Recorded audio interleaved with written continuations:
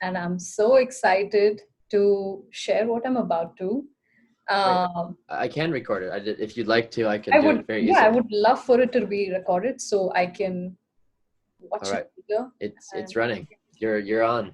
Okay, perfect. All right. So, well, I think visualization is such a critical component of the data science and data analysis process. Because it's the lens through which all analysis and data-driven insights are perceived.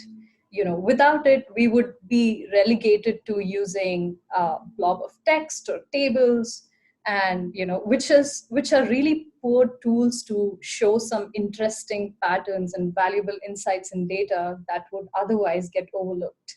So I'm very excited to share some of my some of my most favorite visualization, including my own, the one that I created for my class project that Eric was talking about earlier. So, Eric, how much time do I have? You've got as much as you want. Okay, great. Okay, then let me get started with this very first one that I think is pretty cool. So here we're going to explore world population from 2000 years ago. And each of these dots here represent about 1 million people. And the axis at the bottom shows what time period we're on. Let me see if I can scroll all the way. Got it. Oh, here we go. So you can see this is, 100, 200, all the way till, industrial revolution here on the right-hand side, and then present day. So I am just gonna play the visualization, which I'm not able to because I have the zoom thingy here. Okay, scroll. Yep, perfect. Now, so here you see we're on this time period and it's moving forward, and you see these yellow dots getting populated. And let me just pause here for a second and ask you what your thoughts are on why this area over here in India and China is the most densely populated. Does anyone have any guesses?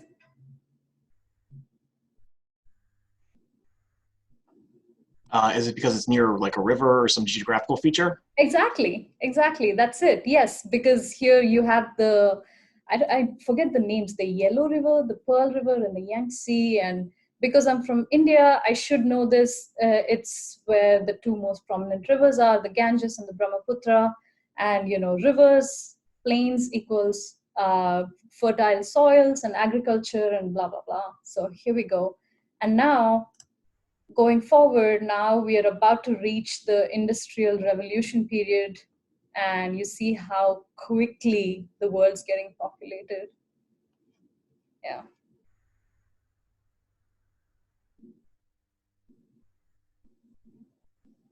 There we go. It's pretty, I think that's mind-blowing. Well, you could call me a data enthusiast. I'm sometimes in awe of the kind of impact and understanding data can drive. And I will actually spend the second half of this session talking about my own personal example. But I want to start off by sharing a quote with you that one of my favorite teachers shared with us in grad school. So he said, if you can't measure it, you don't know anything about it. I'll let that sink in for a minute. If you can't measure something, you don't know anything about it. I was like, damn, that actually makes so much sense. It brings a sense of objectivity to things that would otherwise be subjective. Point is, data is powerful, and you'll hear a lot of buzz about machine learning and deep learning and TensorFlow and whatnot, and I love them too. But I've seen that data visualization, it's so underrated, often gets overlooked, and I'm here to make sure that you're not going to be one of those. And, I have another great example to illustrate what I mean.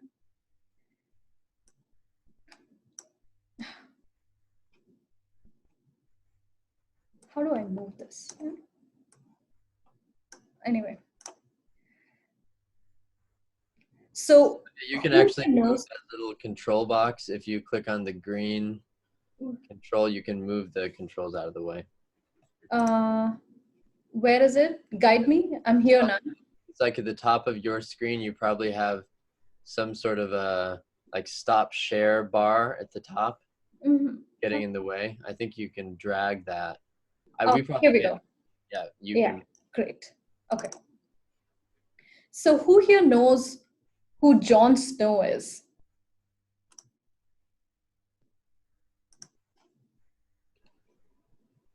You got the internet at your fingertips. Yeah, anybody? Jon Snow? Okay. I thought that would be a popular question because it's a famous character from Game of Thrones. But anyway. I was going to ask if you were referring to the Jon Snow from Game of Thrones, but I assumed that wasn't who we were talking about. No, I'm not. I'm not, but yeah, that was just to like get your attention. Is he your favorite character?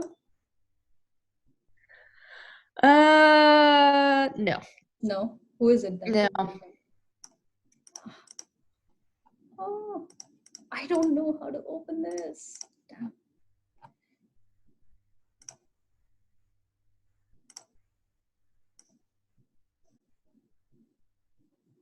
Oh, here we go.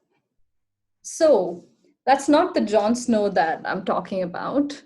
It's actually, I'm talking about a physician named Jon Snow. Well, while this opens, it looks like there's an X on the upper right, it says. Yeah. Oh, it's right here. Sorry, I'm a little bit of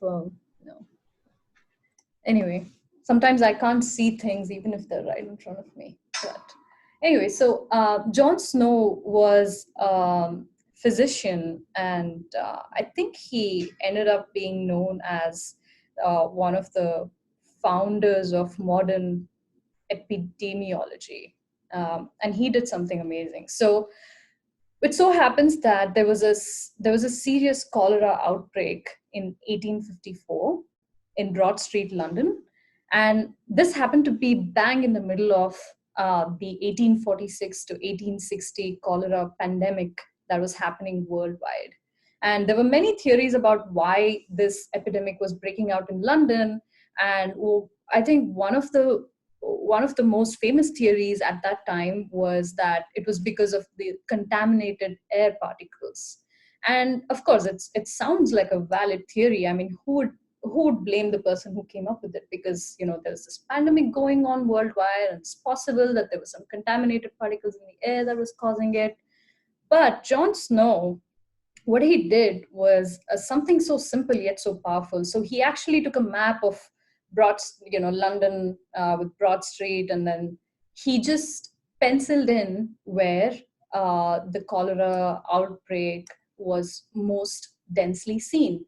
And then when he visualized it, what he realized was it was the center of all this happening happened to be a contaminated water pump, which was actually the reason why this cholera outbreak happened. And he debunked the more accepted and more famous theory of the air particles. And finally, after they fixed the contamination in the water pump, the outbreak ended. The outbreak that had claimed over 500 lives ended. So the point of this example is to reiterate and emphasize the impact of data visualization. And it doesn't even have to be the school complicated visualization with graphics and video and colors, like our first example was. Even a simple black and white visualization like the one Jon Snow made here can be powerful depending on the context of it. And now coming to the example which I'm mainly here to talk about, and the story of how visualization changed my life. Here we go. So basically, this is how the story goes. It was 2018, summer of 2018, and I had this project assigned to me in one of my data visualization classes, and we were supposed to collect data about ourselves, visualize it, and learn something from it. And I was in a very low phase of my life. I didn't have any data about myself. I didn't have, like, I asked my classmates, well, I was like, hey, what are you doing? And they were like, oh, I'm going to use my Fitbit data. I'm going to use my credit card data. And I was like, damn, I don't have any of those. But what I did have was 50 pounds of weight. I was like, okay, so I'm going to try and get on a weight loss program and then lose weight and collect data about my progress and going to visualize it. So I was like, okay, I'm going to take up a ketogenic diet. And let me just talk a little bit about how I collected the data itself.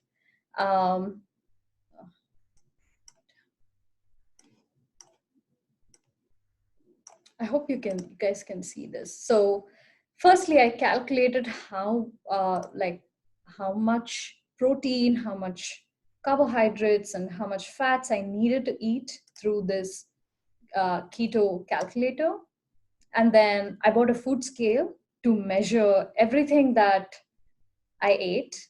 And then every time I ate, I logged it into this website called carbmanager.com. So it was doing the macronutrient breakdown on its own. I didn't have to manually calculate it. So that was great. So for every single day, I had like data like this as to how much I've eaten and how much I'm supposed to eat and how much I have eaten.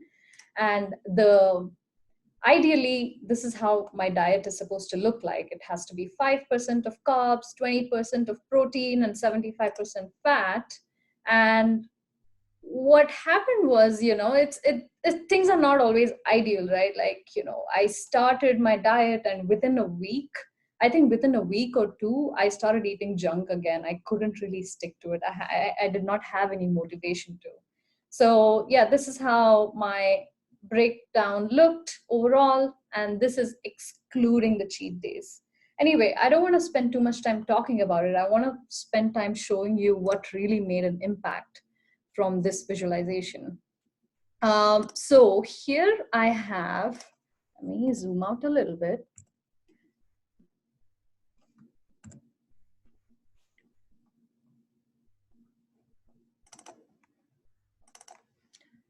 So here I have on this axis how many grams of carbs I'm eating in a day. And on the right-hand side, I have my weight. So, and this is on the x-axis, I have my time period. And then once I visualized this, the realization was pretty profound, because I was like, damn, look at this. I started with 156 pounds, and within a period of 2 weeks, as long as I kept my carb limit low, I am steadily losing weight. That's great. And then when I cheated on my diet, this is what happened. Like, this is how standard American diet looks like. It's just a lot of carbs, 300 plus grams, and then my weight just shot up again. And the moment I go cheat again, it spikes up again. And the moment I stick to it strictly, I kind of come back down. So looking at this kind of made me realize, okay, I gotta stick to it more strictly than I am right now. But this visualization I'm about to show next is the one I'm most excited to share with you. And it's also the one that changed everything for me. So what I'm basically doing here is I am using my weight loss data, the trend of my weight loss data, to forecast and see when I would reach my goal weight, which was 120 pounds. So here this purple area is my actual real weight loss data. Started with 156, went down, cheated, got back up again, got down again. And this is where this is all the data that I have. And using this, I predicted. And all this, I'm sorry, I forgot to mention it to you earlier, but all this is in Tableau. So it has the tool to do this for you. And then once I predicted, I saw that I would reach my goal weight on April 3rd, 2019. And at the time that I was doing this visualization, it was what? August 8th. So that was a long time. And I got curious. I was like, what if I did not cheat? When would I reach my goal weight then?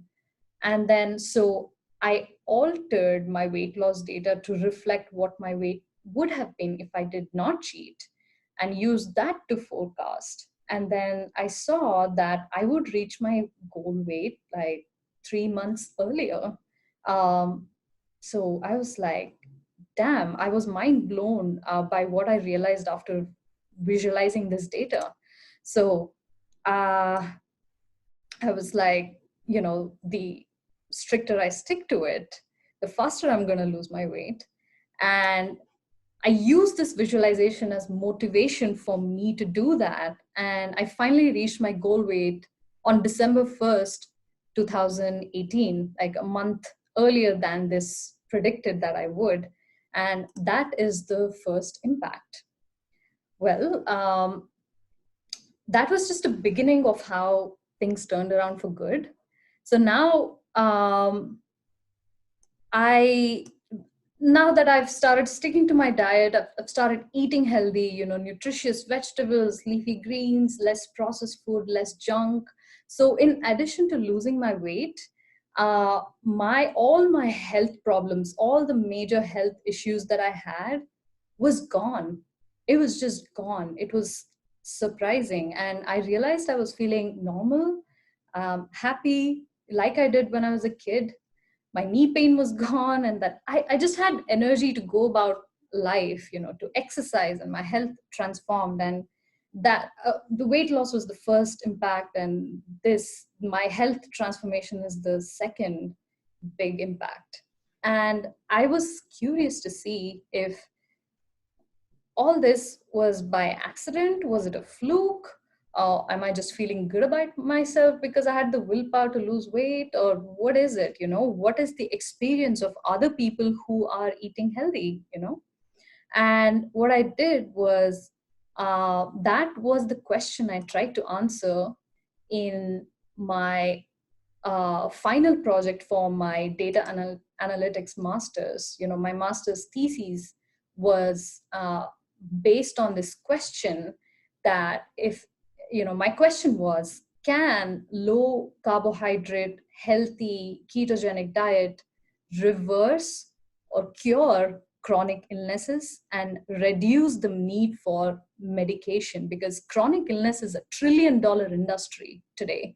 And it's kind of the root cause of a lot of problems that we see. And I just wanted to see if just eating healthy could possibly be a magic pill to cure all these issues that we face today.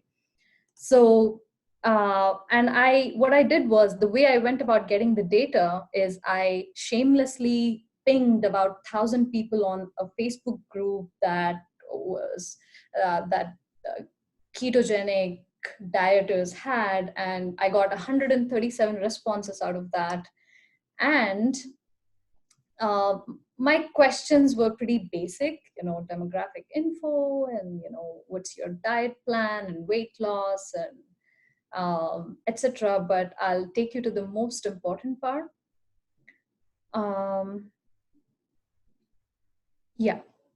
So I'm asking here, did you have any physical illness or condition? And you see a lot of people have said, some people have said no, but a lot of people said yes. And you see the most commonly observed chronic illnesses: diabetes, migraine, obesity, chronic pain, heart condition, etc., etc., etc. So now this was again mind-blowing. I asked them a very simple question: has your physical condition improved? And the way that I gave my options was if you're selecting 1, it means there hasn't been any improvement. And if you're selecting 10, it means that you're completely cured. So when you look at this visualization, you see how the data is skewed towards the right. Like over 70% of the people have seen significant improvement in their health condition, and there are about 20% here that have been completely cured, which is amazing. And have you reduced your medication? Yeah, again, like a lot of people are saying yes. 45 people said, yes, I've completely given up my medication, which I think is amazing. Again, same thing for mental condition. And yeah, again, not as significant as the physical condition, but still we see a lot of people accumulating on the right here, leaning towards an improved state of mental health. And also like 27 people out of those who responded said, I've completely given up my mental health medication. Well, and these results are just astounding to me. And I think through data visualization and through personal experience, of course, I realized that food is medicine. And it completely shifted and transformed my relationship with food. And that is the reason why I'm not just alive, but I'm thriving today. Uh, well, I know this is a pretty intense story, uh, and I'm gonna let that sink in for a few seconds while I stop my screen share so you can see me. Eric, how do I stop my screen share? Sorry, I haven't used Zoom before. There should be that little toolbar that you moved. You might try putting your mouse to the very top of your screen. Got it. Great. There we go. So, well, that is my story. Well, going back to what I said earlier, if you can't measure it, you don't know anything about it. Well, think about this. When I was cheating on my diet, way back when I started, if the extent of my knowledge was, hey, I'm cheating, I gained some weight, but I'm just going to use my willpower to stick to my diet. And if I did not learn anything about that process in a quantifiable way, quantifiable being the operative word here, do you think all these good things would have happened? I don't know, maybe not. But I'm glad I did. I'm glad I logged the data. I'm glad I visualized it. I'm glad I learned something from it. And all these good things came from it. So that is the principle that I want you to be mindful of when you're thinking about data visualization. It's not about how cool or complicated it was to collect or create it, but it's about what it represents, what it means, and what insight you can derive out of it that can be applied for some profound solutions. Well, that is the end of what I wanted to share with you. And I hope this was helpful. And I'm here for any data or non-data related questions you have. And I'm also happy to connect with you offline. Wow. Navya, I forget how inspiring your story is. That's my third time hearing your transformation story. I think we can, the message of it's not about how complicated, but how meaningful. What can it be applied to? What does it matter? Yeah. What's the question we're trying to answer? Yeah. Could be the guiding force for this class. Questions for Navya about how she went about her process? I think we could. My proposal is that we get a chance to this week think about, would you want to produce something like what Navya did in your own life somehow as a component of this class? And so if you've got questions or comments for Navya, I'll leave it. We'll open that up now. So this is not particularly a question, but one of the most interesting parts to me was the forecasting part. Do you know like how it calculates that? Like, does it just get a slope based on certain data points or something, and then just like project that slope out to like a couple months ahead? I don't know that, and if I were to take a guess, maybe some sort of time-based forecasting method, because I was using some time series related data. It's not a series as such. There was no cyclical pattern as such, but I don't really know exactly what method Tableau is utilizing to forecast. Okay. Yeah. Thank you.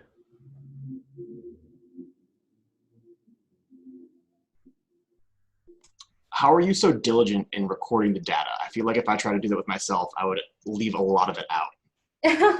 It just seems like as it comes up, it would slip my mind to record it.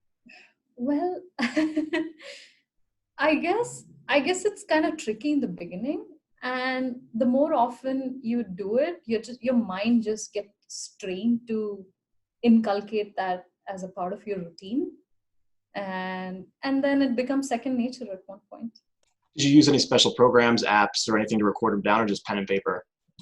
I showed it in the visualization also. I used this website called carbmanager.com to log everything. So if I ate a bunch of eggs, I would say eggs, and then so that website, that application made logging easier. And I think a month down the process, I learned that there was a mobile app also, which helped. So yeah, as I'm eating, just measure it and just put it on the phone, and then you're done. Okay, cool. Thank you. Yeah.